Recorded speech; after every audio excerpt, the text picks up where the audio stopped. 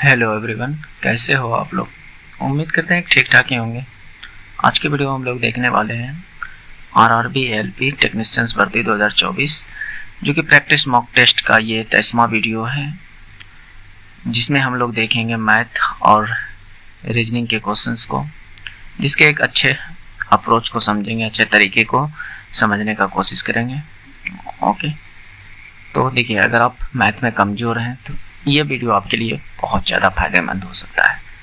हालांकि ये वीडियो सिर्फ एएलपी टेक्नीशियंस के लिए ही फायदेमंद नहीं होंगे, रेलवे के जितने भी एग्ज़ाम होते हैं जिसमें कि मैथ और रीजनिंग पूछा जाता है, सभी के एग्ज़ाम के लिए फ़ायदेमंद हो सकते हैं। तो चलिए शुरू करते हैं। देखिए, कहता है कि द्विघात समीकरण x plus 12 into x plus 6 बराबर 4 पर पावर 2 के मूल्य की प्रकृति निम्नलिखित में को संतुष्ट करती है, यानी चार ऑप्शन में कौन सा सही होगा। तो कहीं ना कहीं ये द्विघात समीकरण है, उसके बारे में कुछ कहा है। जो कहा है ऑप्शन में, क्या दोनों मूल अपरिमेय होंगे या दोनों मूल ऋणात्मक और परिमेय है, या मूल में एक धनात्मक दूसरे ऋणात्मक और दोनों मूल ही परिमेय है। तो कुछ इस प्रकार से ऑप्शन है, तो इसको कैसे फाइंड कर सकते हैं, कैसे आंसर प्राप्त कर सकते हैं।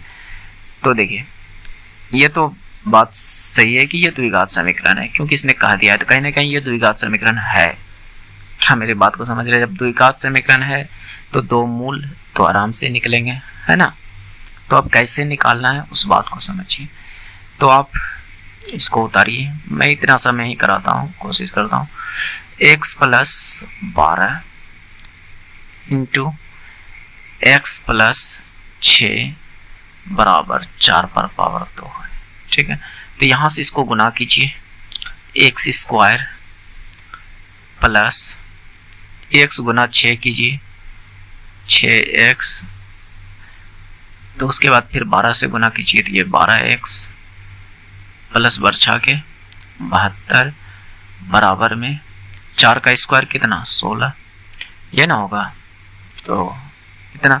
तो अब यहाँ से इसको सॉल्व करें तो ये क्या होगा, x square plus 6x plus 12x 18x, और ये 72 प्लस में इधर प्लस में 16, तो इधर आकर घट जाएंगे तो कितना होगा, तो 72 में 16 घटाइएगा तो 12 में 6 गए 56, कितना हो जाएगा 56। तो बराबर में 0 मान सकते हैं। तो क्या ये द्विघात समीकरण में आ गए?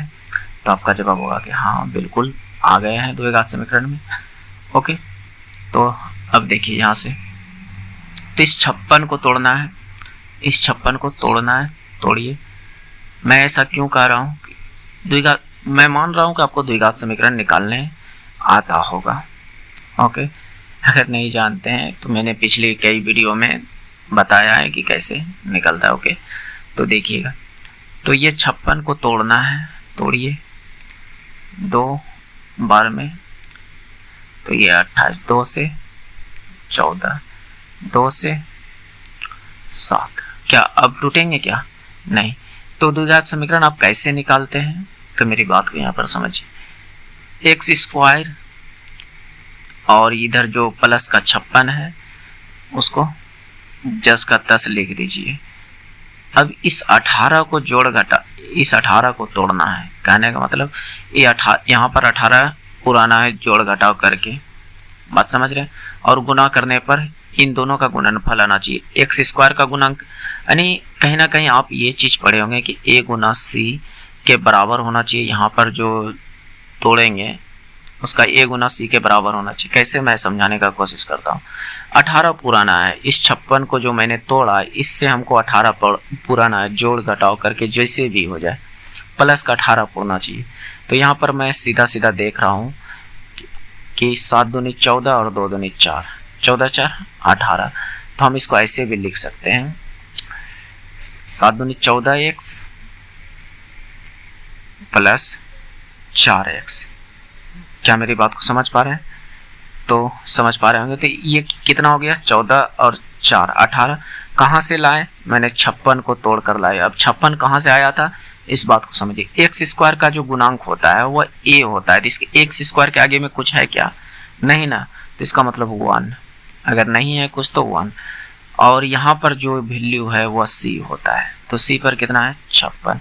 इसी 56 को 1 गुना 56 किए तो 56 आया, और इस 56 को मैंने तोड़ा, फिर जोड़ घटाव करके यहाँ पर पूरा आया, और मैं यहाँ पर इन दोनों को गुना करूँ तो ये AC के बराबर आ जाएगा। क्या आ जाएगा? AC के बराबर आ जाएगा। क्या मेरी बात को समझ रहे हैं? तो उम्मीद करते हैं कि आप द्विघात समीकरण निकालने जानते होंगे। ओके, तो कुछ समीकरण यहाँ इस प्रकार से टूट गया। क्या मेरी बात को समझ रहे हैं? बस अब यहाँ जो है क्या करना है, आपको कॉमन लेना है। कॉमन कैसे लीजिएगा? यहाँ एक्स स्क्वायर है और यहाँ 14x है, तो इनमें 2 गो x है, यानी x गुना x है, तो x यहाँ से कॉमन ले लीजिएगा। 1 मिनट मैं इसको थोड़ा सा रफ कर देता हूँ जिससे कि आपको समझ में आएगा। ठीक,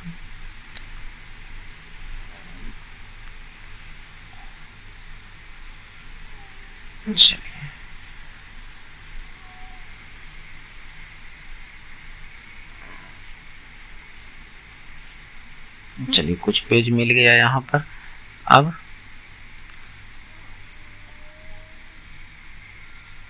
चलिए देखिए, तो यहाँ से कॉमन लीजिएगा x, तो यहाँ क्या बचेगा? इससे x निकल गया तो क्या बचा? x, और यहाँ 14x से x निकला तो क्या बचा? सिर्फ 14। यहाँ से 4 कॉमन ले लीजिए तो प्लस का 4, तो 4x से 4 निकल गया तो क्या बचा? x, और यहाँ पर 14 चौके, इसमें क्या है? 56 में क्या क्या है? 4 गुना 14 है कि नहीं? क्या 56 को अगर मैं तोड़ूं तो 4 गुना 14 लिख सकता हूँ कि नहीं? 4 गुना 14 है कि नहीं? तो 4 निकल गया बाहर, तो अंदर क्या बचा? 14 बराबर 0। ठीक है, तो अब ये दोनों सेम सेम है, तो इसके बराबर में 0 मान लेंगे। x प्लस 14 बराबर 0, और यहाँ पर x और यहाँ पर प्लस 4, x प्लस 4 बराबर 0 माने, ये वाला x और ये प्लस का 4 बराबर 0 मानना है। तो यहाँ से सोल्व कीजिएगा तो x का मान क्या आएगा? -14। यहाँ से सोल्व कीजिएगा तो x का मान क्या आएगा? -4। तो कुछ समझ में आ रहा है? तो आ रहा होगा। देखिए, दोनों मान ऋणात्मक में आया है, दोनों मूल ऋणात्मक में आया है, दोनों शायद यहाँ पर जो ऑप्शन होंगे वही होंगे। देखिए, दोनों मूल ऋणात्मक और अलग अलग, यानी अलग अलग तो है लेकिन ये क्या है? परिमेय संख्या। परिमेय संख्या मतलब कि जो रूट में ना हो, सीधा सीधा मानिए जो रूट में ना हो उसे हम परिमेय संख्या कहते हैं। तो यहाँ पर लिखा होगा कि दोनों मूल ऋणात्मक और परिमेय संख्या है, तो इसका आंसर हो जाएगा ये। बात समझ रहे हैं? हालांकि यहाँ पर देख लीजिए मैंने कैसे सॉल्यूशन कराया, तो ये हो गया। तो यहाँ पर जो भी था देख लिए होंगे। ठीक है, तो एक मूल 14 निकला और एक मूल जो है -4 निकला, और जो कि दोनों परिमेय संख्या है। दोनों क्या है? परिमेय संख्या है, और दोनों ऋणात्मक में है जो कि ऑप्शन में भी था। तो यहाँ पर दोनों मूल समझ गए होंगे। Okay, next. तो अच्छा क्वेश्चन था, समझने का कोशिश कीजिएगा। और क्या, एक आदमी अपने मासिक वेतन का 20% अपने घर के किराए पर खर्च करता है। ठीक है, यदि वह हर महीने अपने वाहन पर 600 रुपया और किराने पर 3500 रुपया और शेष 500 बचाता है, तो उसका मासिक वेतन कितना है? तो मान लीजिए कि उसका जो मासिक वेतन होगा, माना कि मासिक, देखिए ये सब लिखना नहीं पड़ेगा बट समझाने के लिए मैं बता रहा हूं कि आप कैसे आसानी से कर सकते हैं। माना कि मासिक वेतन 100 यूनिट है। कितना? 100 यूनिट। इसका 20% घर के किराए पर, 100 का 20% कितना? तो आपका जवाब होगा कि 20। 100 का 20% कितना? इसका 100 का 20% निकालिए, 20। तो 20 यूनिट मासिक खर्च। ठीक है, बचा हुआ जो है 600 रुपया वाहन पर, 600 रुपया वाहन पर और 3500 रुपया किराने पर, 3500 रुपया किराने पर, और यहाँ पर शेष 500 बचा रहा है। शेष 500 बचा रहा है। क्या मेरी बात को समझ पा रहे हैं? तो ये यहाँ तो ये 20 यूनिट ही आ गया। तो बाकी बात जो ये है, ये कितना यूनिट है? 80 यूनिट। कितना यूनिट है? 80 यूनिट। क्या मेरी बात को समझ रहे हैं? ये जो भी मान है वह 80 यूनिट के बराबर है, क्योंकि 20 यूनिट जो है इसने घर के किराए पर खर्च किया है। बाकी बात 600, 3500 और 500, ये जो बचा रहा हुआ 80 यूनिट के बराबर है। तो हमारे पास 80 यूनिट की वैल्यू जो है, 80 यूनिट की वैल्यू 600, 500, 4100 और 500 4600 है। कितना है? 4600। क्या मेरी बात को समझ पा रहे हैं?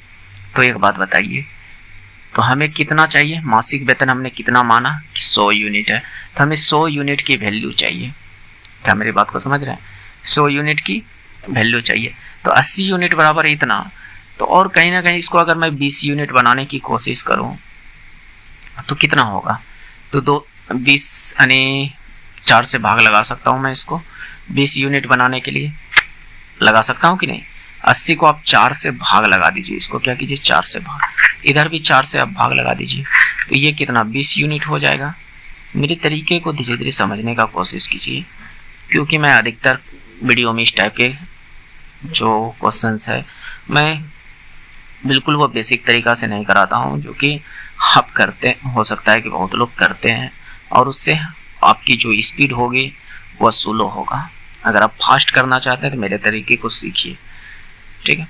तो 4 एका 4, 4 एका 4, बच गया 4 पंचे 20, 1150। 20 यूनिट की वैल्यू कितनी होगी? 1150। हमें कितने यूनिट की वैल्यू चाहिए? 100 यूनिट की। तो एक बात बताइए, इन दोनों को अगर मैं 80 यूनिट और 20 यूनिट को जोड़ दूं तो कितना होगा? तो आपका जवाब होगा कि अगर आप इसको जोड़ देते हैं तो ये हो जाएगा 100 यूनिट। क्या हो जाएगा? 100 यूनिट। 80 यूनिट यहाँ है, 80 यूनिट यहाँ है और 20 यूनिट यहाँ। तो ये 100 यूनिट जुड़कर बन गया, जोड़ दिए तो। क्या मेरी बात को समझ रहे हैं? इधर भी आप जोड़ दीजिए 0, 5, 6, 7, 4, 5, 5750। तो 100 यूनिट की वैल्यू कितनी? 5750। तो भले ही देखिए दोस्त, हमको समझाने में टाइम लग रहा है, क्योंकि देखिए कोई भी चीज़ करने से पहले आपको सीखना पड़ेगा, तभी आप फास्ट कर पाओगे। बात है कि नहीं? तो इस बात को समझिए, ये नहीं कि मैंने टाइम लगाया तो आप भी लगाओ, नहीं। आप इस सबको मन में कैलकुलेट कर सकते हो। बात समझ रहे हैं? बट मैं समझाने के लिए, ताकि आप समझ सको, बाद में अपने मन से करते रहना, ठीक है। तो देखिए 10 सेंटीमीटर त्रिज्या के गोले से 1000 समान गोले के टुकड़े को ढाला जाता है, जिससे कि छोटे गोले का कुल आयतन बड़े गोले के आयतन के बराबर हो जाता है।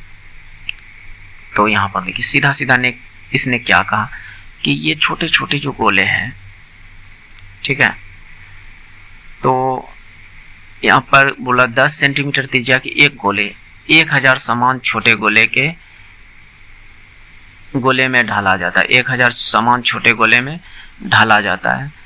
तो छोटे गोले का कुल आयतन बड़े गोले के कुल आयतन के बराबर है। तो यहाँ पर मैं पहले मान लेता हूँ कुछ।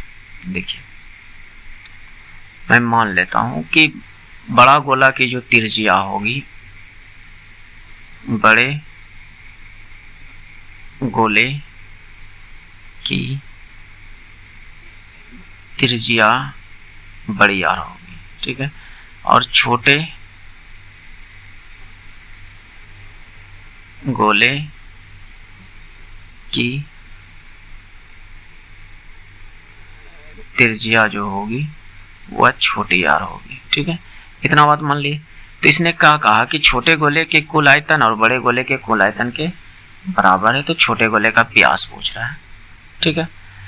तो देखिए अब मैं सूत्र यहाँ पर लगा देता हूँ, बाकी बात आगे मैं इस क्वेश्चन के बारे में समझा रहा हूँ, समझिएगा, ठीक है। बड़े गोले का आयतन लिखना चाहूँ तो क्या होगा? 4/3 πr3। और छोटे गोले का आयतन लिखना चाहूँ तो क्या होगा? 4/3 पाई छोटे आर का क्यूब, ठीक है, ये होगा। और इसने क्या कहा कि 1000 छोटे गोले में ढाला जाता है। 1000 छोटे गोले में ढाला जाता है, यानी ये जो बड़ा गोला का आयतन होगा 1000 छोटे गोले के आयतन के बराबर होगा। क्या मेरी बात को समझ रहे हैं? जो कि बड़ा गोला है उसकी त्रिज्या 10 सेंटीमीटर है। बड़ा गोले की त्रिज्या कितनी है? 10 सेंटीमीटर। क्या बात समझ रहे हैं? बस अब यहाँ से फाइंड कीजिए, आपका आर निकल जाएगा। तो यहाँ बड़ा गोला का त्रिज्या पुट करते हैं 4/3 पाई आर। आर के जगह पर 10 का क्यूब बराबर 4/3 पाई छोटी आर का क्यूब इंटू 1000। क्या मेरी बात को समझ रहे हैं? तो अब देखिए, अब कटाने पिटाने वाला काम कीजिए कि दोनों साइड 4/3 पाई है, दोनों साइड 4/3 पाई है। ये तो कट गया। 10 का क्यूब कितना? 1000, और इधर आर का क्यूब और ये गुना में 1000। तो दोनों साइड 1000 है, तो ये 1000 कट जाएगा कितने बार में? एक बार में। तो आर बराबर यहाँ से कितना निकल जाएगा? 1 का रूट क्यूब कीजिए, फलना निकलना कुछ भी कीजिएगा तो 1 ही आएगा। यानी छोटी आर का मान कितना निकल कर आया? 1। हमसे पूछा क्या है? छोटे गोले का व्यास, यानी छोटे गोले की त्रिज्या हमें पता है कि 1 आया, तो व्यास बराबर क्या होता है? 2r। क्या होता है? 2r। तो d बराबर 2, r का मान कितना? 1। तो ये d बराबर क्या हो गया? 2। क्या हो गया? 2। तो यहाँ से ये हमारा राइट आंसर 2 हो जाएगा। क्वेश्चन अच्छा है, बट समझने का कोशिश कीजिए, ताकि आपको इस टाइप के बहुत ज़्यादा क्वेश्चन पूछा जाता है। आप प्रीवियस ईयर पेपर उठाकर देखिए, आपको बहुत पेपर में इस तरह के क्वेश्चन देखने मिलेंगे। बात समझ रहे हैं? तो इसीलिए इस टाइप के क्वेश्चंस को जितना हो सके उतना कीजिए, क्योंकि इस टाइप के क्वेश्चन कहीं ना कहीं बहुत ज़्यादा पूछा जाता है। और मैं ये क्वेश्चंस भी जो लेता हूँ रेलवे के प्रीवियस ईयर पेपर से लेता हूँ, चाहे वह एलपी हो, चाहे वह जेई हो, चाहे वह एलपी टेक्नीशियन का तो एक ही बार में हुआ था, जो 2019 वाला हुआ था, तो उसमें एक ही बार में हुआ था, शायद 2019 में ही हुआ था। और चाहे ग्रुप डी का हो, चाहे एनटीपीसी का, तो इन सब से मैं क्वेश्चंस को उठाता हूँ। ये नहीं कि मैं अपने मर्जी से बनाता हूँ, नहीं, अपनी मर्जी से बनाऊंगा तो इस तरह के क्वेश्चंस नहीं बनाऊंगा, इससे भी ज़्यादा हार्ड बनाऊंगा। बात समझ रहे हैं? तो मैं नहीं चाहता हूँ कि हार्ड बनाऊँ, मैं चाहता हूँ कि अभी आप सीखो। हार्ड कराया है, बहुत सारे वीडियो में हार्ड सब क्वेश्चंस को कराया है। तो हालांकि उसका मैंने बेसिक भी बताया कि हार्ड क्वेश्चंस को अगर शॉर्टकट किया जाता है तो उसको बेसिक से भी कैसे किया जाता है, इस बात को भी मैंने बताया है। ओके, तो यहाँ पर देखिए, 3 संख्या एक दूसरे की सहअभाज्य संख्या है। सहअभाज्य, पहले दो और अंतिम 2 का गुणनफल क्रमशः 432 और 945 है। ठीक है, तो 3 संख्याओं का लघुत्तम समावर्तक क्या होगा? तो हमें तीनों संख्या पता करनी होगी कि कौन कौन सी 3 संख्या है। तो यहाँ पर देखिए कैसे पता कर सकते हैं। तो मान लीजिए कि तीनों संख्या जो है, एक संख्या x है, दूसरा संख्या y है, तीसरा संख्या z है। यानी फर्स्ट नंबर जो होगा वह 1 है, सेकेंड नंबर जो होगा वह y है, और थर्ड नंबर जो है वह z है, तीसरा नंबर। तो इसने कहा कि पहले 2 संख्या, तो पहला कौन? 2 संख्या x और y। तो x और y का गुणनफल 432 दिया है। कितना दिया है? 432। और अंतिम 2 संख्या का गुणनफल, यानी y और z का गुणनफल, y और z का गुणनफल 945 दिया है। 945। क्या मेरी बात को समझ रहे? तो यहाँ पर ये कहा, इसने ये कहा है। तो अब एक चीज थोड़ा सा गौर कीजिएगा यहाँ पर कि y दोनों में है, तो y ही वह एक सहअभाज्य संख्या होगा, यानी जो दोनों में कॉमन है। तो इसका y हम कैसे फाइंड कर सकते हैं? तो चलिए अब कैसे फाइंड कर सकते हैं मैं इसको बताने का कोशिश करता हूँ। तो देखिए 432 को आप तोड़िए, 432 को तोड़िए। अब छोटा छोटा में, चलिए छोटे छोटा हम तोड़ लेते हैं। 2 दूनी 4, 2 एका 2, 2 छक 12, फिर 2 से 2 एका 2, 2 8 16, फिर 2 से 54 दूनी 108, फिर 2 से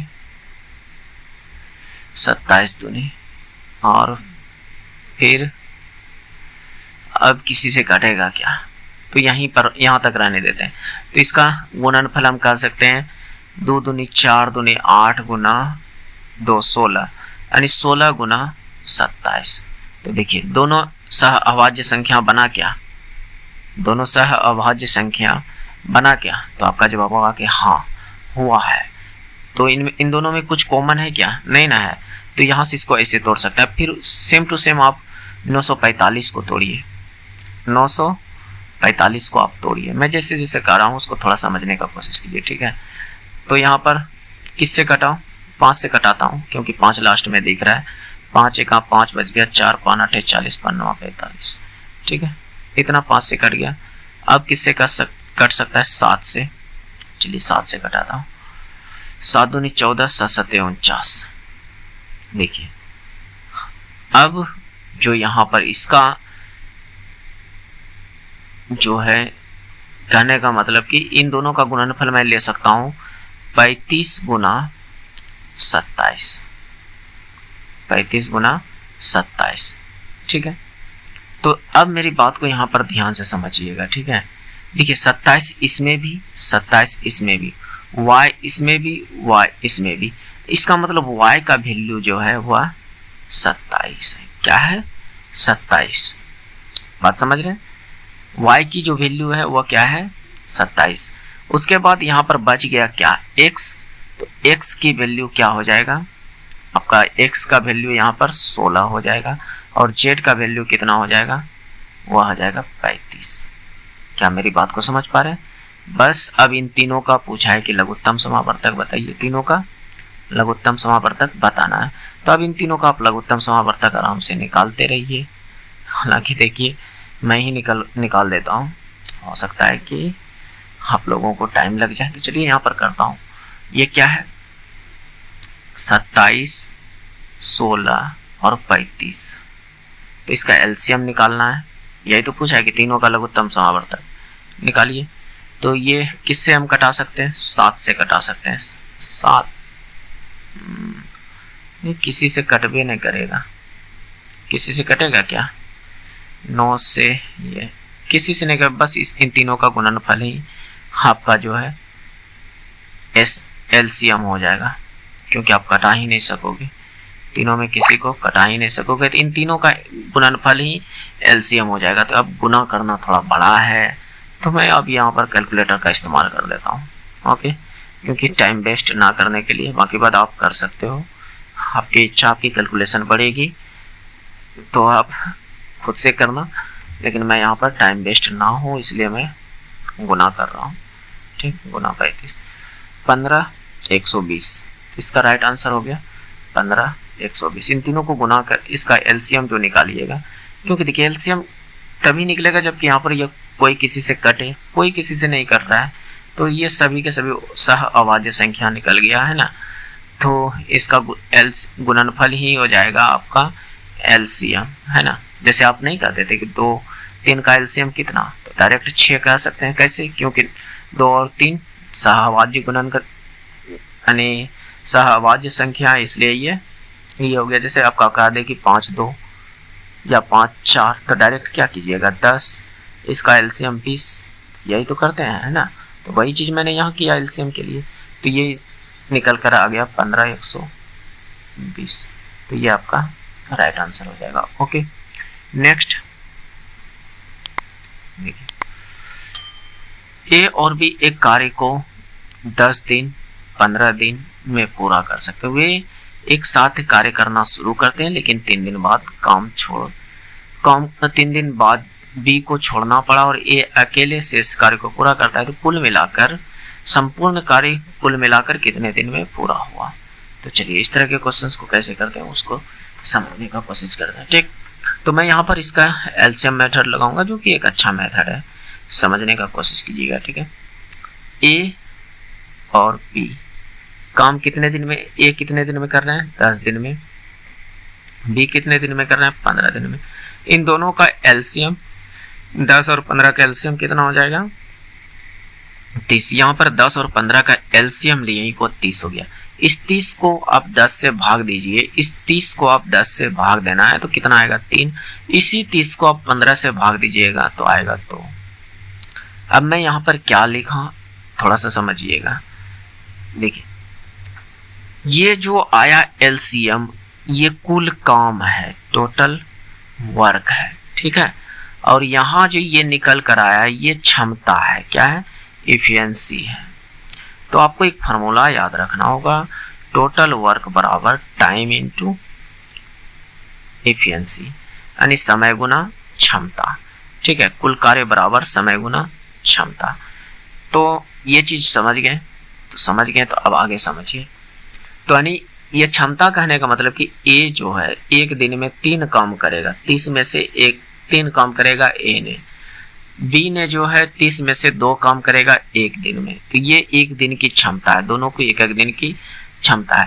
तो इसने कहा कि 3 दिन तक काम कर, वे एक साथ काम करना शुरू करते हैं लेकिन 3 दिन बाद बी छोड़ देता है। इसका मतलब बी जो है 3 दिन तक साथ किया है, ए के साथ किया है बी ने। तो हम 3 दिन का काम निकालेंगे, ए प्लस बी का 3 दिन का काम, हिंदी में लिख देते हैं, चलिए 3 दिन का काम। देखिए दोस्तों स्पेलिंग मिस्टेक हो सकता है क्योंकि दिन इस तरह से होंगे, तो इस पर गौर नहीं कीजिएगा, हम लोग को सीखने से मतलब है, स्पेलिंग पर नहीं। अगर स्पेलिंग होता तो हिंदी का प्रोफेसर भी बन सकते हैं, है कि नहीं, लेकिन ऐसा कुछ नहीं है, ठीक है। तो काम बराबर क्या, काम बराबर क्या, समय गुना क्षमता। तो क्षमता कितना होगा, ए प्लस बी का एक दिन का क्षमता 5 होगा, एक दिन का क्षमता कितना होगा 5। और समय कितना दिन तीनों ने किया है, यानी ए प्लस बी ने एक साथ कितना दिन किया 3 दिन। तो यहां से कितना काम निकल गया 15 काम, 15 काम हो गया। क्या बात समझ रहे, कितने काम में से 30 काम में से 15 काम हो गया। अब शेष काम ए करेगा, तो शेष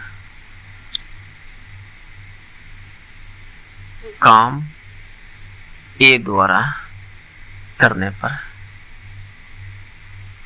पर लगा समय। ये सब देखिए लिखने की कोई जरूरत नहीं, बट हो सकता है कुछ दोस्त इतने कमजोर हैं कि वह समझ नहीं पाएंगे, बात समझ रहे हैं, तो इसीलिए मैं ये सब लिखता हूँ, हालांकि लिखने की कोई ज़रूरत ये सब नहीं है।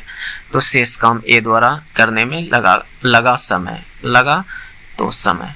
तो समय बराबर क्या होगा, टोटल वर्क अपॉन क्षमता, यानी टी बराबर क्या बनेगा, टी डब्ल्यू अपॉन ई, है ना। तो यानी टोटल वर्क, तो 30 काम में से 15 काम हो गया। तो आप बताइए कितना काम बचा होगा, तो आपका जवाब आ कि 15 काम बचा है। किससे करवाना है, ए से करवाना है, क्योंकि शेष काम अकेला ए कर रहा है, ए की क्षमता कितनी है, तो आपकी जवाब होगी 3। तो यहां से ये टाइम निकल जाएगा कितना 5 दिन। तो अब सवाल ने क्या पूछा है, इस बात को ध्यान दीजिएगा, कहा कि संपूर्ण कार्य जो है कुल मिलाकर कितने दिन में पूरा होगा। पूरे काम हो गया, 15 काम यहाँ हुआ, 15 काम ये किया, ए ने किया, तो टोटल काम हो गया। तो यहाँ पर 5 दिन निकला, टोटल टाइम बराबर क्या, यहाँ पर देखिए 5 दिन निकला, और पहले दोनों मिलकर कितने दिन किए हैं 3 दिन किए हैं, दोनों मिलकर कितने दिन किए हैं 3 दिन, तो प्लस 3 दिन, तो कितना दिन हुआ टोटल टाइम 8 दिन। तो ये इसका राइट आंसर हो जाएगा 8 दिन। भले ही दोस्त देखिए ये सब करना कोई ज़रूरी नहीं है, बट समझाने के लिए मैंने किया है, तो थोड़ा सा समझिएगा और क्या। नेक्स्ट देखिए, एक वस्तु का अंकित मूल्य 150 रुपये है। दुकानदार वस्तु की खरीद पर 20% छूट प्रदान करता है, इस प्रकार वह 25% का लाभ कमाता है। तो वस्तु का क्रय मूल्य क्या होगा। देखिए ये क्वेश्चन इजी है, बहुत इजी, बात समझ रहे हैं, लगभग 95% स्टूडेंट कर सकते हैं, बात समझ रहे हैं। लेकिन मैं 95% में से जो 80% बच्चे होंगे, जो स्टूडेंट होंगे, वह जो है वो ओल्ड मेथड से करेंगे, जो बेसिक मेथड होते हैं उससे करेंगे। लेकिन अगर आप थोड़ा सा चाहिएगा कि हम इसको शॉर्ट मेथड से करें और एक अच्छा तरीका से करें, तो आपको समझना पड़ेगा वो तरीका, और उस जिससे कि आपको कम समय में आंसर दे देगा। जैसे यहाँ पर आपको एक दो चीज समझना पड़ेगा, CP MP SP, ये चीज समझना पड़ेगा कि CP MP SP क्या है। CP है आपका क्रय मूल्य, क्या है? क्रय मूल्य। MP है अंकित मूल्य, क्या है? अंकित मूल्य। और SP है विक्रय मूल्य। तो ये चीज आप यहाँ पर समझिएगा। बस मैं यहाँ पर शॉर्ट में लिखा, तो मैं यहाँ पर देखिए, यहाँ पर इससे अभी हमको कोई लेना देना नहीं, इस डाटा से हमको कोई लेना देना नहीं है। हमको यहाँ दुकानदार वस्तु की खरीद पर 20% छूट प्रदान करता है। एक बात बताइए, कोई दुकानदार आपको कब किस मूल्य पर छूट देगा? CP पर देगा या MP पर देगा? क्रय मूल्य पर छूट देगा या अंकित मूल्य पर छूट देगा? तो आपका जवाब होगा कि अंकित मूल्य पर छूट देता है, यानी MP पर छूट देता है अंकित मूल्य पर, और इसी पर छूट देकर बेचेगा। क्या मेरी बात को समझ रहे हैं? आपको क्रय मूल्य पर कोई भी दुकानदार छूट नहीं देगा, कोई भी दुकानदार नहीं, यानी जितना में खरीद के कोई लाएगा उतने में आपको बेच देगा क्या? या उससे कम में बेचेगा? वो कभी नहीं बेचेगा, वो बहुत क्या कहते हैं, चलिए आगे समझिए। तो इसका मतलब MP पर छूट देगा, MP पर छूट देकर बेचेगा, MP पर यानी मार्क प्राइस पर छूट देकर बेचेगा। तो इसने छूट कितना दिया? 20%। तो आपको 20%, मान लीजिए कि उसने अंकित किया होगा 100 रुपया अंकित किया होगा, इस पे 20% उसने छूट दिया, तो कितना में बेच रहा है? इसका 20% कितना? 20, यानी 20 का छूट दे दिया, 100 पर 20 की छूट दे दिया, तो 80 में वो बेच रहा है। क्या मेरी बात को समझ पा रहे हैं? समझ पा रहे हैं। अब दूसरी बात को समझिए, ये चीज तो मैंने इस लाइन से ये बात यहां पर निकाल दिया, ठीक है। अब यहां पर जो आगे करा है, इस प्रकार उसे 25% की लाभ हुआ होगा। अब लाभ कहां पर हुआ होगा? जब क्रय मूल्य से वह ज्यादा में बेचा होगा, क्रय मूल्य से ज्यादा में बेचा होगा। यानी अब हमें CP SP का रेशियो लेना है, CP SP का रेशियो लेना है। मेरी बात को यहाँ से ध्यान से समझिएगा, ठीक है। कि अगर मान लीजिए वह खरीद के 100 रुपया में लाया था और 25% लाभ कमा रहा है, यानी 100 का 25% ज्यादा कमा रहा है, तो 100 का 25% कितना? 25। 100 का 25% कितना होगा? अगर 100 का 25% निकालिएगा तो वह कितना होगा? तो आपका जवाब होगा कि 25 होगा। तो 25 ज्यादा कमा रहा है, इस 100 पर वह 25 ज्यादा में बेच रहा है, तो इसका मतलब वो 125 में बेच रहा है। इसका मतलब वो कितने में बेच रहा है? 125 में बेच रहा है। अब यहां से हमने इन तीनों का अनुपात निकाल लेंगे। ये मेथड बहुत अच्छा मेथड है, थोड़ा समझने का कोशिश कीजिएगा, ठीक है। तो यहां पर क्या हो गया कि ये मैंने रेशियो निकाल लिया इसका। तो यहां पर आप तीनों का आराम से रेशियो निकाल सकते हैं। अब अगर आप चाहो तो थोड़ा सा शॉर्ट करके लिख सकते हो। देखो कैसे, ये क्या है? अनुपात में तो ही है, ये भी क्या है? अनुपात में, क्योंकि यहाँ अनुपात है तो यहाँ भी अनुपात होगा, ठीक है। तो आप मेरी बात को ध्यान से समझिएगा। तो 100 और 80 को कटाइए, 100 और 80 को, तो एक 0 कट गया, और इधर से 2 से 4 बार में, 2 से 5 बार में, ये 5-4 का रेशियो बना। यानी 180 के जगह पर 5-4 लिख सकते हैं क्या? अनुपात को कटाइए पिटाइए कोई फर्क नहीं पड़ता है, 5-4 लिख सकते हैं। तो आपका जवाब होगा कि हाँ लिख सकते हैं। अब आगे, अब जो है 125 और 100 को कटाइए, 125 और 100 को कटाइए। 25 से ये 4 बार में, 25 से ये 5 बार में, यानी 5-4 का। इसको हम 5-4 के अनुपात में लिख सकते हैं क्या? तो आपका जवाब होगा कि हाँ बिल्कुल 5-4 में आराम से लिख सकते हैं। अब ये छोटा डाटा हो गया, क्या मेरी बात को समझ रहे हैं? अब क्या आप इन तीनों का रेशियो नहीं निकाल सकते हैं? इस तरह के क्वेश्चंस को तो आपने रीजनिंग में बनाया होगा कि A अनुपात B कुछ है, B अनुपात C कुछ है, तो फिर ABC बताइए क्या होगा। तो वही चीज यहाँ पर, वही टर्म यहाँ पर है, बस इसको आपको समझने की जरूरत है। तो यहाँ पर क्या होगा, जिसके आगे जो खाली है भर दीजिए। इधर 4 के आगे खाली था, 4 भर दिया, 5 के आगे खाली है, 5 भर दीजिए, 5 25, 5 चौके 20 और 4 चौके 16, ठीक है।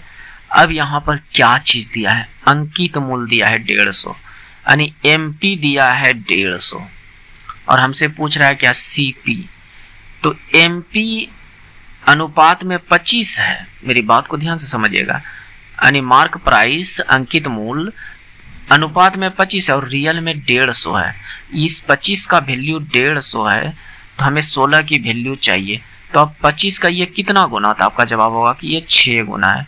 तो आप 16 का भी 6 गुना कर दीजिए, ये कितना हो जाएगा 96, यानी जो हमसे सीपी पूछा है, क्रय मूल्य पूछा है, वह 96 हो जाएगा। क्या मेरी बात को समझ रहे होंगे? ओके, तो ये इसका राइट आंसर हो जाएगा। ओके, नेक्स्ट, इसके और भी मेथड है, एक अच्छा मेथड है, लेकिन वो अभी आप नहीं समझ पाओगे, हम मानते हैं। मैं उसको किसी बेसिक वीडियो में, मतलब सेपरेट वीडियो में उस टाइप से कराऊंगा, आपको चुटकियों में आंसर आएगा, लेकिन उसके लिए आपको पूरा रामायण समझना पड़ेगा, तब जाकर आप उस तरह से ला सकते हो। लेकिन ये एक अच्छा इफेक्टिव तरीका है, जिससे कि नॉर्मल जो आप बेसिक तरीके से कीजिए उससे तो कम समय में आ जाएगा आंसर। यहाँ पर देखिए 2000 को एबीसी में इस प्रकार बांटा जाता है कि ए का आधा,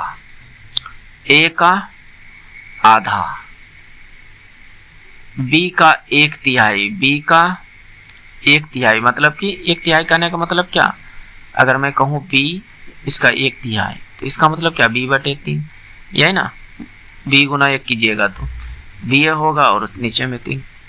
देखिए 1 से किसी को भी गुना कीजिए सेम चीज हो जाता है, चाहे कितना बड़ा नंबर हो। जैसे 100 को आप 1 से गुना कीजिएगा तो 100 ना होगा, तो b के 1 से गुना कीजिएगा तो क्या होगा, b है ना। फिर आगे इसने कहा है c का 5वां भाग, c का 5वां भाग बराबर है, यानी ये तीनों आपस में बराबर है। तो a का भाग क्या होगा, इसका मतलब तीनों का हमें अलग अलग अनुपात में चाहिए, है ना। a अनुपात b अनुपात c का मान चाहिए, तभी तो हम अलग अलग निकाल सकते हैं, है कि नहीं। तो हमें इस अनुपात में चाहिए, तो ऐसे कैसे फाइंड कर सकते हैं, जिसके नीचे में जो है वही उसका मान है, जिसके नीचे में जो है वही उसका मान है, जिसके नीचे में जो है वही इसका मान है। तो a अनुपात b अनुपात c का मान इतना हो जाएगा। कैसे हो जाएगा, तो आप फाइंड करके देख सकते हैं। पहले एक बार इसको ले लीजिए, बात समझ रहे हैं, यानी a अनुपात a/2 बराबर b/3, इसको बराबर में कीजिएगा तो a का मान 2 ही आएगा, यानी अनुपात में, और b का मान 3 ही आएगा। फिर इसका तुलना आप कर लीजिएगा, ठीक है। तो इस तरह से फाइंड कर सकते हैं, लेकिन मैं कहता हूँ डायरेक्ट आप कीजिए ना, जब मैं बता रहा हूँ कि हाँ ऐसा होता है तो आप डायरेक्ट कीजिए, क्यों जाइएगा उस चक्कर में पढ़ने, है ना। तो यहाँ पर देखिए, तो ये तीनों का अनुपातिक मान आया और रियल मान कितना है 2000। तो इनका अनुपातिक मान का योग कितना, 3 2 5 5 10, अनुपातिक मान का योग जो है वह 10 है, कितना है 10, क्योंकि 3 2 5 5 10, तीनों का अनुपातिक मान का योग कितना है 10 और रियल मान कितना है 2000, रियल मान कितना है 2000। तो हमसे पूछा किसके बारे में, a का भाग, तो a का अनुपातिक मान कितना है 2 है, तो हमें 2 अनुपात का वैल्यू चाहिए। तो आप 2 बनाने के लिए इसको क्या कर सकते हैं, इस 10 को 2 बनाने के लिए आप क्या कर सकते हो, 5 से भाग लगाओगे कि नहीं, है कि नहीं। तो 10 में 5 से भाग लगाओगे तो 2 आएगा, अनुपात 2 आएगा। और इधर भी आप जिसको यानी इस संख्या को जिससे आपने भाग लगाया उसी संख्या से आप इसको भी भाग लगाइएगा। तो यहाँ पर इसको आप 5 से भाग लगाइएगा तो ये कितना आएगा 400। इसका मतलब 2 अनुपात का मान 400 और 2 अनुपात किसका मान है, a का मान है, तो a का भाग कितना 400। क्या मेरी बात को समझ पा रहे हैं, चलिए समझ पा रहे होंगे, उम्मीद करते हैं कि आप ये सब तरीके समझ रहे होंगे। ओके, देखिए दोस्त, मैं इसलिए ये चीज करा रहा हूँ, मैं इस चीज को जानता हूँ। एक आप जो देखते होंगे प्रोफेशनल टीचर जो होंगे वह बिल्कुल आपको बेसिक से कराएगा, बिल्कुल हो सकता है कुछ लोग मतलब कि एक अच्छा तरीका से कराए, लेकिन अधिकतर टीचर जो है आपको बेसिक से कराएगा और वो ये नहीं जानता कि वो बेसिक तरीके से टाइम ज़्यादा लगता है, और आपके एग्जाम में टाइम बहुत मायने रखता है। कब आपका 90 मिनट गुजर जाएगा आपको पता भी नहीं चलेगा। बात समझ रहे हैं? तो एक एक सेकेंड हमारे लिए, आपके लिए बहुत इम्पोर्टेंट हो जाएगा। बात समझ रहे हैं? अगर हर क्वेश्चन में आप 10 से 15 सेकेंड बचाते हैं तो सोचिए 100 क्वेश्चन में कितना टाइम बचेगा। अगर 15 सेकेंड हर क्वेश्चन पर, 15 क्या, आप 40 सेकेंड बचा सकते हैं पर क्वेश्चन पर, अगर मेरे तरीके से करते हैं तो 100 क्वेश्चन पर कितना सेकेंड बचेगा? तो आपका जवाब होगा कि 4000 सेकेंड। अगर मैं इसको मिनट में बदलूं तो कितना मिनट बचेगा? तो 4 6 के 36 बच गया 6 6 36, लगभग समझ सकते हैं कितना मिनट बचेगा। बात समझ रहे हैं? तो आप फास्ट कर सकते हैं। हालांकि अगर 30 सेकेंड भी अगर बचाते हैं फिर भी आपका लगभग आधा घंटा समय की बचत होगी और उस समय में आप 10 क्वेश्चन आराम से कर सकते हैं। बात समझ रहे हैं? बचाए हुए समय में से तो कहीं ना कहीं आपकी रिजल्ट की जो होने की संभावना है वो ज़्यादा बढ़ जाएगी। तो क्वेश्चन को आपको फास्ट करने के लिए आना चाहिए, जो कि मैं यहाँ पर आपको बता रहा हूँ। अगर अभी तक आप लोग अगर चैनल पर पहली बार आए हैं तो चैनल को सब्सक्राइब कर लीजिएगा। अगर पहले से हैं तो उसके लिए थैंक यू कि आप लोग पहले से हमारे साथ जुड़े हुए हैं, और जो नए हैं वो जुड़ जाइए, कहीं ना कहीं आपकी भलाई ही होगा। और क्या, देखिए एक आयताकार पार्क की लंबाई उसकी चौड़ाई से 22 मीटर अधिक है। इसका क्षेत्रफल 1400 मीटर स्क्वायर है, तो इसकी चौड़ाई कितनी होगी? इसकी चौड़ाई कितनी है? तो ठीक है, तो इसने क्या कहा कि पार्क की लंबाई जो है चौड़ाई से 22 मीटर अधिक है। तो इसका मतलब चौड़ाई, देखिए आपको एक चीज तो पता है ना कि क्षेत्रफल क्या होता है? लंबाई गुने चौड़ाई, ये ना होता है, लंबाई गुना चौड़ाई, जिसका मान दिया है 1400 मीटर। कितना दिया है? 1400 मीटर स्क्वायर। ठीक है, तो अब हमें लंबाई चौड़ाई तो पता ही नहीं है, लेकिन इसने कहा है कि लंबाई जो है उसकी चौड़ाई से 22 मीटर अधिक है। तो इसकी चौड़ाई को अगर x मान लें तो ये कितना? x plus 22। क्या मेरी बात को समझ रहे हैं? तो ये गुना इतना, क्या मेरी बात, और बराबर में कितना है? 1400। बस यहाँ से x जो निकलेगा वही आपकी आंसर होगी। तो अब यहाँ से सोचिएगा, तो आप यहाँ पर द्विघात समीकरण के चक्कर में पड़ सकते हैं, तो आप थोड़ा सा ऑप्शन का सहायता ले लीजिए। किसका सहायता? ऑप्शन का सहायता। कैसे? अगर मैं 35 रख दूं, 35 और 22 कितना? 57। कितना होगा? 57 और गुना 35, तो ये कभी 1400 पूरेगा क्या? गुना होने पर कभी यानी ये 1400 पूरेगा इसका गुना करने पर? नहीं ना, तो ये आंसर नहीं हो सकता है। बात समझ रहे हैं? तो यहाँ पर फिर क्या, दूसरा ऑप्शन को ट्राई कीजिए, ज़्यादा समय नहीं लगेगा। अगर 21 मानते हैं तो 21 और 42 कितना होगा? अगर x को 21 मान लेते हैं तो 21 और 42 कितना? 43। तो लास्ट में 3 आ रहा है, लेकिन हमको चाहिए लास्ट में 0, तो ये भी आंसर नहीं हो सकता है। क्या मेरी बात को समझ रहे हैं? समझिए फास्ट। ये इसी सब, देखिए एक नॉर्मल स्टूडेंट और एक अच्छे स्टूडेंट में यही सब फर्क होता है कि वह कब आंसर कितने जल्दी ला देगा आपको पता भी नहीं चलेगा। और कैसे लाएगा? क्योंकि वह स्मार्ट तरीके को इस्तेमाल करेगा, स्मार्ट अप्रोच से करेगा। बात समझ रहे हैं? तो इसीलिए मैंने लिखा है कि स्मार्ट अप्रोच हो सकता है ये वीडियो। बात समझ रहे हैं? तो यहाँ पर अगर मैं यहाँ पर x को 28 मान लूँ, x को मैंने 28 मान लिया और इसमें 28 जोड़ दें तो ये कितना हो जाएगा? 50। तो 28 गुना 50 क्या 1400 हो सकता है? 8 पंचे 40, एक जीरो तो एक्स्ट्रा ही है, 8 पंचे 40 और 5 में 10 1400 हो गया। तो ये आंसर हमारा सही है।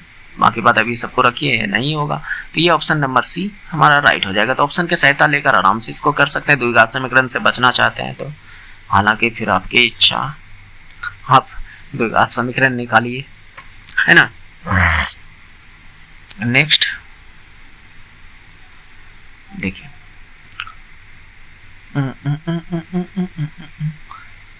दो अंकों की संख्या के अंकों का योग 9 है। दहाई अंक के स्थान पर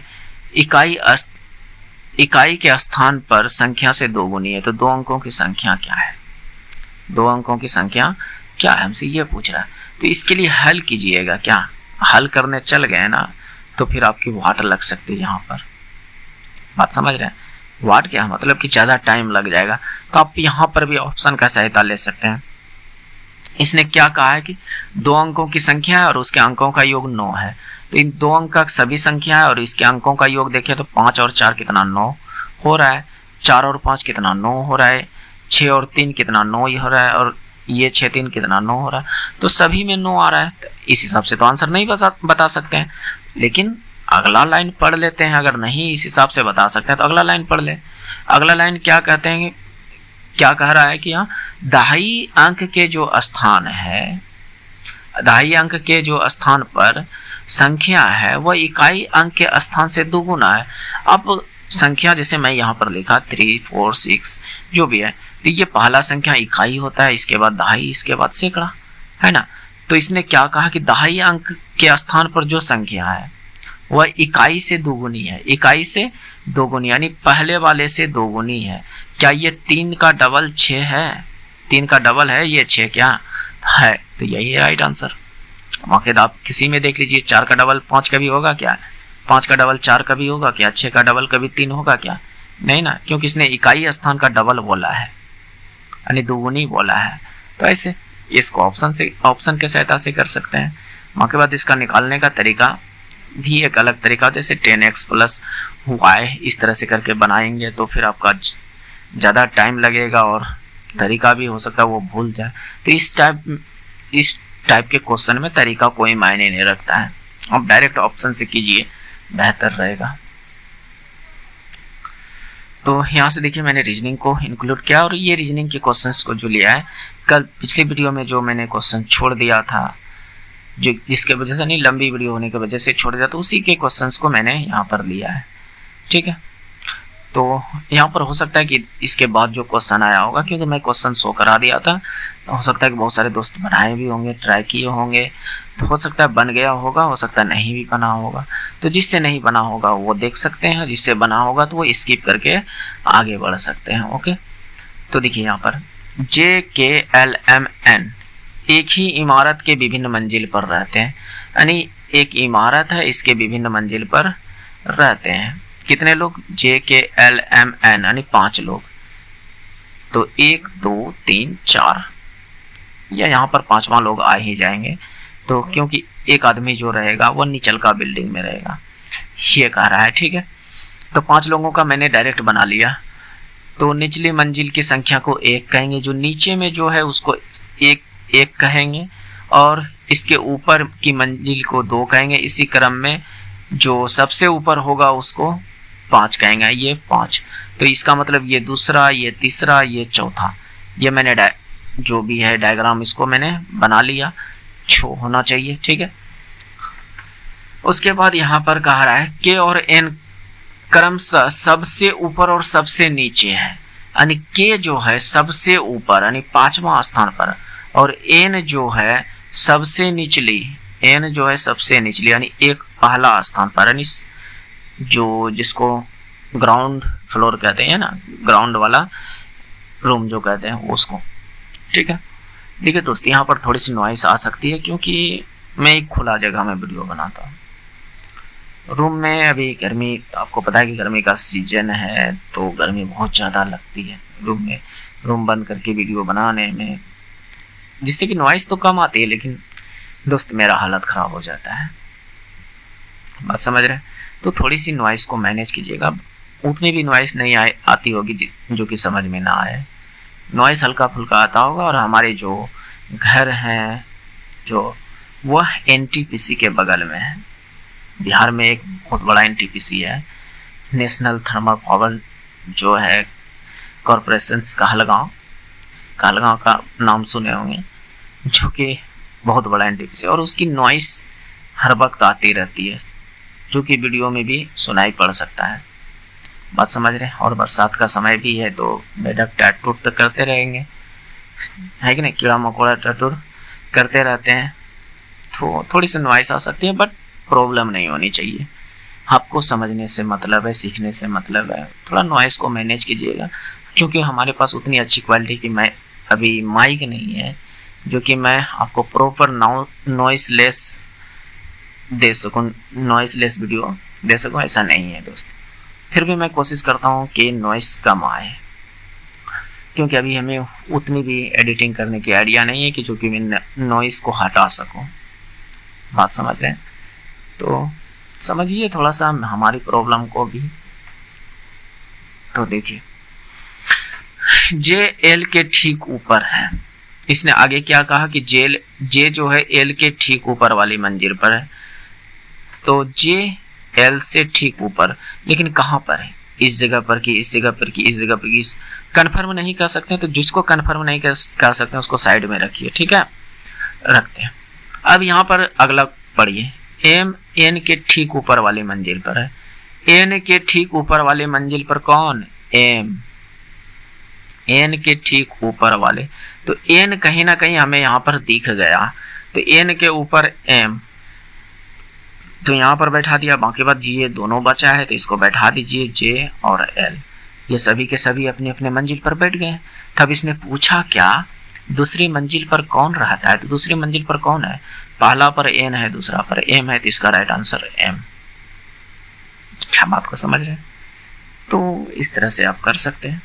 देखिए दोस्त, बहुत इस टाइप के क्या, इससे भी बहुत अच्छा क्वेश्चंस मैंने कराया है सीटिंग अरेंजमेंट से, जो आपका सर्किल टाइप में आता है, जो आपका स्क्वायर टाइप में आता है, और कुछ इस प्रकार से भी क्वेश्चंस आते हैं कि एक टेबल पर 4 कोने में आदमी बैठा है और चारों आदमी का मुख जो है केंद्र की ओर है, और कुछ बीच में बैठे हैं, कुछ बीच में बैठे हैं, और ये जो देख रहा है पिछवाड़ देख रहा है, इसकी मुख जो है उल्टा है, इधर देख रहा है। तो इस टाइप के भी क्वेश्चंस को मैंने कराया है। बात समझ रहे? तो बहुत अच्छे से क्वेश्चंस को कराया है। आप हमारे वीडियो के साथ पिछली वीडियो को भी देखा कीजिए, आपको बहुत ज़्यादा फायदा मिलेगा। बात समझ रहे? अगर मैथ और रीजनिंग के स्कोर में आप लोग का कहीं प्रॉब्लम है तो आराम से सॉर्ट आउट हो सकता है। कम समय में बहुत चीज़ आप सीख सकते हैं। बात समझ रहे? हालांकि अभी तो कोई गारंटी नहीं है कि कहीं एग्ज़ाम होगा, लेकिन एग्ज़ाम आज न कल तो होगा। ज़रूरी नहीं कि जब एग्ज़ाम हो तब हम लोग तैयारी शुरू करें, उससे पहले भी आप लगे रह सकते हैं, क्योंकि आप जितना ज़्यादा अभी से प्रैक्टिस कीजिएगा उतना ज़्यादा आपका जो है स्पीड बढ़ेगा, और स्पीड ही बहुत मायने रखता है एग्ज़ाम में। क्वेश्चन तो करने का आपको 1 घंटा अगर अनलिमिटेड टाइम दे दे तो कितना बड़ा क्वेश्चन रहेगा तो आप आराम से कर लीजिए। अगर टाइम की कोई लिमिट ना हो तो, लेकिन टाइम की लिमिट में करना सबसे बड़ी बात है। बात समझ रहे? तो यहाँ पर देखिए क्या कह रहा है, संख्या जो भी है प्रत्येक अंक को बाएं से दाएं में बढ़ते क्रम में व्यवस्थित किया गया है, और मूल संख्या की तुलना में कितने अंकों की स्थिति अपरिवर्तित हुई।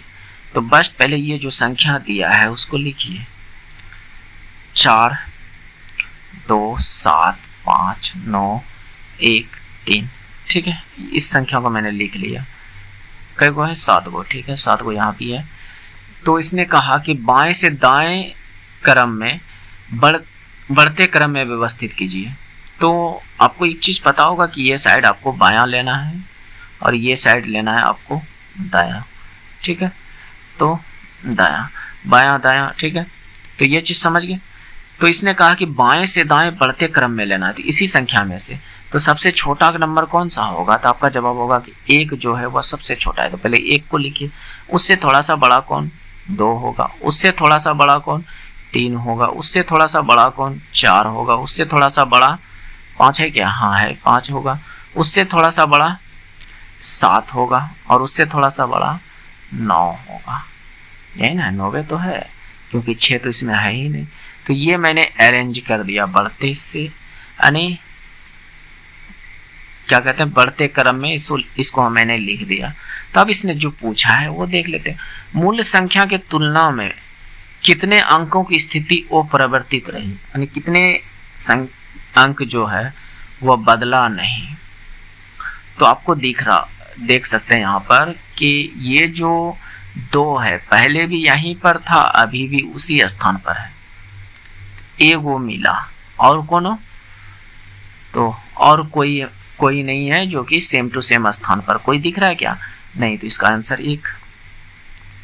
क्या बात को समझ रहे होंगे, क्योंकि इसमें तो कुछ है ही नहीं।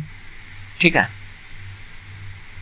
तो यहां पर देखिए, अक्षरों को नीचे दी गई तालिका में जो भी है इसको पढ़िए। कूट के शर्तों को संदर्भ में लें और फिर स्क्वायर के लिए सही कूट का चयन करें। स्क्वायर के लिए उसके लिए कुछ शर्त दिया है, शर्त क्या दिया है देखिए, हमको स्क्वायर का निकालना है। स्क्वायर SQUARE,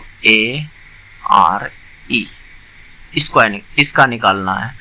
तो इसका कैसे निकालेंगे? इसके लिए कुछ शर्त इसने कहा है कि कुछ शर्त जो कि 2 पॉइंट में दिया है। ठीक है, तो इस टाइप के क्वेश्चंस को कैसे करते हैं, तो पहले इसकी शर्त को पढ़िए। यदि शब्द में एक से अधिक स्वर हो तो स्वरों को 4 के रूप में कोटबद्ध कीजिए। यानी ये जो अक्षर या शब्द जो है इसमें एक से अधिक स्वर और व्यंजन जानते होंगे, इंग्लिश में भावेल और कॉन्सोनेंट जानते होंगे, है ना। तो इसने कहा कि अगर एक से अधिक भावेल हो तो उसको 4 लिख दीजिए। तो मैं देखूंगा कि ये वाला जो लाइन है उसमें एक से अधिक स्वर है क्या, स्वर मतलब भावल है क्या। तो एगो यहाँ दिखा, एगो यहाँ दिखा, एगो यहाँ दिखा, दिख गया। तो इसका मतलब एक से अधिक स्वर तो है, अगर है तो उसे 4 लिख दें। जितने भी स्वर है उसको 4 लिख दें, स्वर नहीं स्वर जिसको वॉवेल बोल रहे हैं। तो ठीक है, तो यहाँ पर देखिए, अब ये चीज तो समझ गए। तो यहाँ पर U, E और A क्या है, स्वर है। तो इसको, इसका जो वैल्यू है 8 दे, उसको 4 बनाना है। उसको क्या करना है, 4 बनाना है। जो E है, E का वैल्यू 3 दिया है, इसको 4 लिख देना है। जो A का वैल्यू 1 दिया है उसको 4 लिख देना। जितने भी स्वर है सभी को 4 लिख देना है। बात समझ रहे हैं, क्योंकि इसने कहा स्वरों को 4 के रूप में कोटबद्ध कीजिए, तो मैंने कर दिया। पहले क्या डाटा था उससे हमको कोई मतलब नहीं। ठीक है, अब दूसरा शर्त कहता है अधिक किसी शब्द के दोनों सिरों पर व्यंजन हो, तो दोनों व्यंजनों को 2 के रूप में कोटबद्ध कीजिए। क्या इस शर्त को फॉलो कर रहा है क्या? तो चलिए देख लेते हैं। अगर इसको फॉलो कर रहा होगा तो 2 लिखेंगे। तो इसने कहा कि लास्ट दोनों सिरा, यानी एक ये, मेरी बात को समझिएगा। यहाँ पर ये शुरुआत का सिरा, ये लास्ट का सिरा, और दोनों सिरा पे इसने कहा कि अगर व्यंजन हो, यानी यदि व्यंजन हो तो उसको 2 में लिखना। तो पहला तो सिरा पर टी जो है वह व्यंजन है, और अंतिम के सिरा पर जो है वह व्यंजन नहीं है। क्या मेरी बात को समझ रहे हैं? नहीं है, क्योंकि ये स्वर है। ए स्वर का संख्या क्या है, A-E-I-O-U, यही 5 गो तो होता है ना। तो ए स्वर में आ जाता है, तो इसका मतलब ये शर्त को ये नहीं मानेगा, इसके लिए हम 2 नहीं लिखेंगे। तो ये वाला शर्त नहीं मानेगा। बस अब आपका जो आंसर आएगा, अब देखिए कितना आसानी से आएगा। अब स्क्वायर का आंसर देना है। तो एस के लिए क्या कोड है, तो आपका जवाब होगा 7। क्यू के लिए क्या कोड है, प्रतीक है, जो भी क्यू संख्या या प्रतीक जो भी हो, तो क्यू के लिए क्या है, परसेंटेज है। यू के लिए क्या बना, 4 बना। ए के लिए क्या बना, 4 बना। आर के लिए क्या है, 9 है। ई के लिए क्या बना, 4 बना। बस यही मेरा आंसर है, बस यही मेरा 7%, 4 4 9 4, ये ऑप्शन नंबर ये हमारा राइट आंसर होगा। इसको आप ऐसे कर सकते हो। ठीक है, तो ये सब देखिए, इस सब में सिर्फ लैंग्वेज की खेल है दोस्त। लैंग्वेज समझ गए हैं तो बन जाएगा क्वेश्चन। तो लैंग्वेज पकड़ने की कोशिश कीजिए कि कहता क्या है। तो यहाँ पर देखिए इसको कैसे किया होगा। देखिए यहाँ पर ऑलमोस्ट को कुछ इस प्रकार से लिख दिया, इसको कुछ इससे रिलेटेड ये है। यहाँ पर ये यही चीज तो कह रहा है कि जो है दूसरा, जिस प्रकार दूसरा अक्षर समूह पहले अक्षर समूह से संबंधित है, चौथा समूह तीसरा से संबंधित है, तो इसी तरह से ये बोल रहा है। यहाँ पर कुछ कटा होगा, जो पांचवें अक्षर समूह से उसी प्रकार संबंधित है, यानी इससे कुछ इस प्रकार से संबंधित होगा। तो ये बात इसने कहा रहा है, मिस्टेक कुछ नहीं है, बिल्कुल सही क्वेश्चन है। ठीक है, तो यहाँ पर देखिए इससे रिलेटेड ये है, इससे रिलेटेड ये है, तो इससे रिलेटेड कुछ बनाना है। ठीक है, तो इसमें क्या क्या है तो गौर से देखें तो कुछ ना कुछ समझ में आएगा। देखिए इसने क्या क्या, ए एल, इसको उल्टा कर ए एल एम, अच्छा ए एल एम, इधर ए से शुरू हुआ है और इधर इस एम से शुरू कर दिया है, एम एल ए ऐसे लिख दिया। उसी तरह सेम टू सेम देखिए यहाँ बी जी है, यहाँ पर उल्टा कर जी ई बी लिखा है, जी ई बी लिखा है, तो उसी तरह से यहाँ पर आई एच सी लिखना है, आई एच सी लिखना है। बात समझ रहे? आई एच सी कहाँ कहाँ ऑप्शन में है, सभी ऑप्शन में है, तो अभी आंसर नहीं दे सकते हैं। आगे देख लीजिए ओ एस टी, ये तीन गो का क्या है ओ एस टी, तो इसने क्या किया यहाँ से शुरू कर दिया, इसको लास्ट में लेते गया है, यानी इधर से शुरू कर दिया है, इधर से T S O, T S O, उसके बाद S N I, S N I है ना, इस प्रकार से। उसी प्रकार से एस पी एम हो जाएगा, क्या हो जाएगा एस पी एम। थोड़ा गौर से समझने का कोशिश कीजिएगा, बिल्कुल समझ में आएगा। I H C S P M, I H C S P M, option number A में राइट आंसर है। ओके, नेक्स्ट देखिए यहाँ पर क्या कर रहा है, अधि मदरलैंड शब्द, 1 मिनट, मदरलैंड शब्द के पहले और दूसरे अक्षर के स्थान को आपस में बदल दें, तीसरे और चौथा को अक्षर को भी आपस में बदल दे, पांचवें और छठे को आपस में बदल दिया जाए। तो इसी प्रकार आगे करते रहना है। तो निम्नलिखित में कौन सा दाएं से छठा होगा? तो शब्द क्या है, M O T H E R L N D, ये है। ठीक है, इसने कहा क्या कि पहले को दूसरे से, यानी जो एम ओ है उसको ओ एम लिख दीजिए। ठीक है, जो टी एच है उसको एच टी लिख दीजिए, जो ई आर है उसको आर ई लिख दीजिए। उसके बाद जो एल ए है उसको ए एल लिख दीजिए, जो एन डी है उसको डी एन लिख दीजिए। ठीक है, ये इसने कहा था। उसके बाद कहा कि दाएं से छठा, तो ये साइड होता है बायां और ये साइड होता है दायां। क्या मेरी बात को समझ रहे हैं? तो दाएं से छठा, पहला, दूसरा, तीसरा, चौथा, पांचवा, छठा। छठा पर क्या आया? आर। लेकिन मैं एक चीज कहता हूं दोस्त, मेरी बात को ध्यान से सुनिएगा। ठीक है, क्या ये चीज हमको लिखना पड़ेगा? क्या ये जो यहाँ पे लिखे, क्या ये चीज हमें लिखना पड़ेगा? आपको तो पता है कि ये दोनों आपस में बदल रहा है, ये दोनों आपस में बदल रहा है, ये दोनों आपस में बदल रहा है, ये दोनों आपस में बदल रहा है, ये दोनों आपस में बदल रहा है।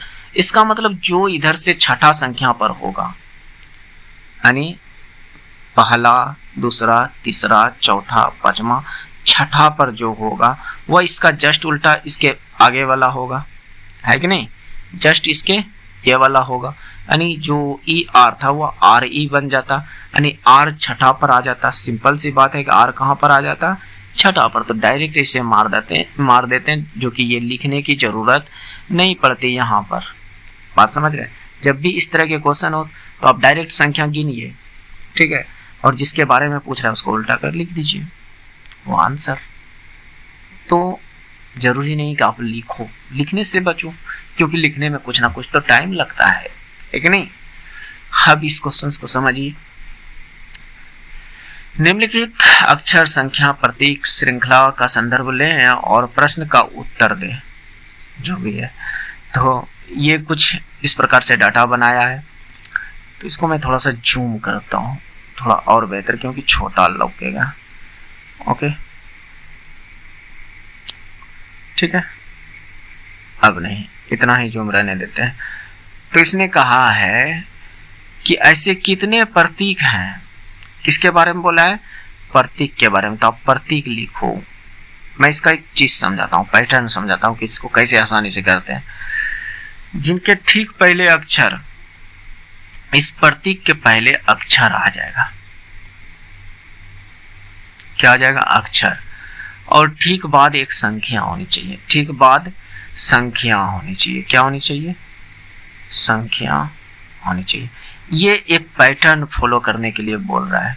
क्या इस तरह के कहीं पर डाटा दिखेगा तो आपको आंसर गिनना है कि कई गो ऐसे कितने प्रतीक हैं, ऐसे कितने प्रतीक हैं। हमसे यही पूछा है कि ऐसे कितने प्रतीक हैं। तो चलिए ढूंढने का कोशिश। ये क्या है? डॉलर का प्रतीक है ना, डॉलर। तो इस प्रतीक के पहले एक अक्षर है क्या? आपका जवाब होगा कि हाँ, एस तो अक्षर है। क्या प्रतीक के बाद एक संख्या है क्या? तो आपका जवाब होगा कि हाँ भाई है। तो इसका मतलब एगो प्रतीक मिल गया, एगो मिल गया। दूसरा प्रतीक को ढूंढते हैं। यहाँ पर एंड लिखा हुआ है, एंड भी तो एक प्रतीक ही है। ये जो इस टाइप से एंड लिखा है वो भी तो एक प्रतीक ही है।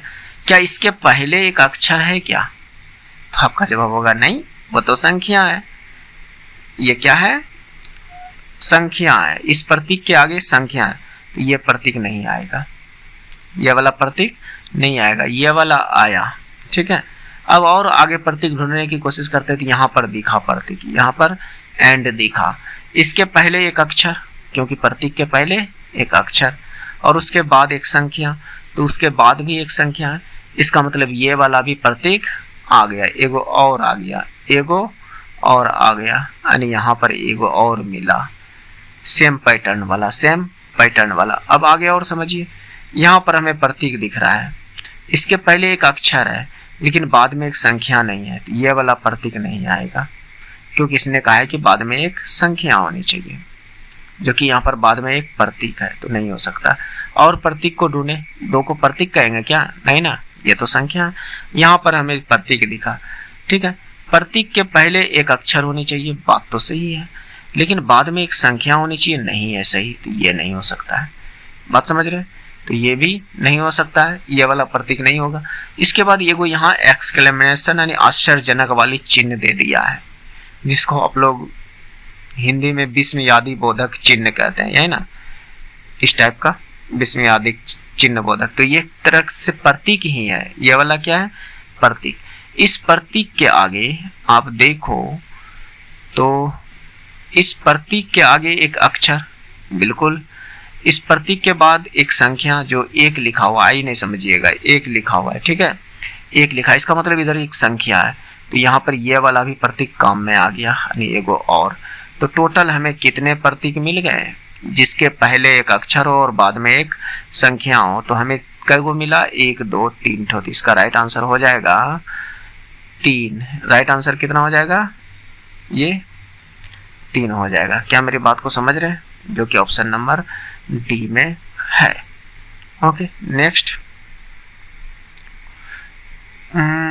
इस क्वेश्चंस को शायद मैंने पिछली वीडियो में यानी कल की वीडियो में पूछा था कि आप लोग आंसर दीजिएगा, तो मैंने अभी तक कमेंट देखा नहीं है कि कितने लोगों ने दिया, लेकिन मेरे में से दिया होगा बहुत सारे लोगों ने सही आंसर। तो यहाँ पर क्या है? 9 से 728 बनाए, 4 से 63 बनाए, तो 7 से क्या बनेगा? तो 9 से 728 बनने का मतलब कितना? 9 का क्यूब माइनस 1 जो होगा वह 728 होगा। 9 का क्यूब कितना होता है? 729 माइनस 1 728 हुआ कि नहीं? फिर 4 का क्यूब कितना होता है? 64। 64 से 1 कम है 63। उसी प्रकार 7 का क्यूब 343। 343 में 1 घटाइएगा तो कितना? 342। तो इसका राइट आंसर हो जाएगा 342। Okay, next. हाँ, इस क्वेश्चन को आप लोग के लिए आज के लिए मैंने छोड़ा है, इसका आंसर दीजिएगा, ठीक है। हालांकि इस क्वेश्चन को मैंने पिछले वीडियो में यानी पहले के वीडियो में कराया हूँ किसी न किसी वीडियो में, तो अगर देखे होंगे तो कहीं ना कहीं जवाब इस क्वेश्चन का आप दे सकते हैं।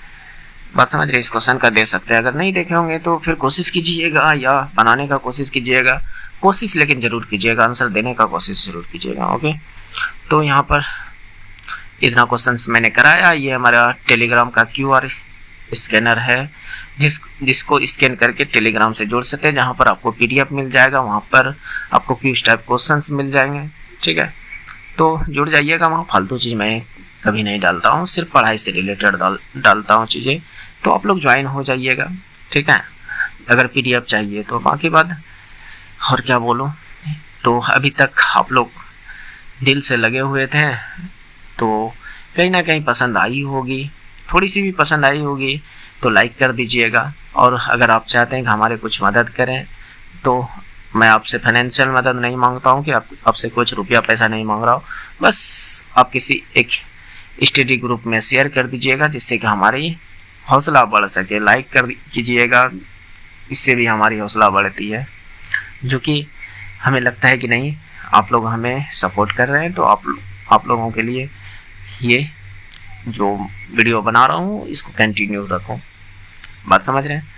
तो सब्सक्राइब कर लीजिएगा, बगल में बेल आइकन होगा उसको दबा लीजिएगा, ठीक है, तो जिससे कि आने वाली सभी वीडियो की नोटिफिकेशन आप तक मिल सके।